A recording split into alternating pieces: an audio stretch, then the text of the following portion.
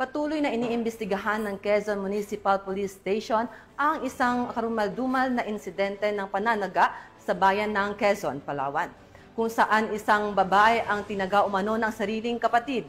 Yan ang tinututukan ni Patrolwoman Ferlyn Joy Cawile.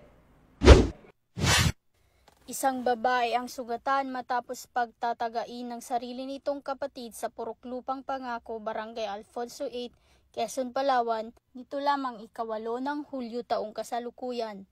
Kinilalang biktima na si alias Ay, 30 taong gulang, single at residente ng nasabing lugar. Suspect naman ang kanyang nakatatandang kapatid na si alias Jenny, residente ng Barangay Maasin, Quezon, Palawan.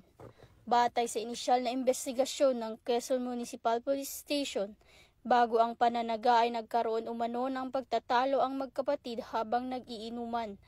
Matapos maubos ang iniinom na alak, lumabas ang biktima upang gumamit ng palikuran. Sinundan ito ng suspect na armado ng itak at biglang inatake ang kapatid, dahilan upang magtamo ito ng sugat sa kaliwang tuhod. Dahil sa ingay ng insidente, nagising ang mga boarders sa lugar kaya't agad na awat ang kaguluhan. Tumakas ang suspect matapos ang pananaga habang mabilis namang isugod ang biktima sa Quezon Medical Hospital para lapatan ng lunas. Patuloy ang isinasagawang hot pursuit operation ng mga otoridad upang matunton at madikip ang suspect.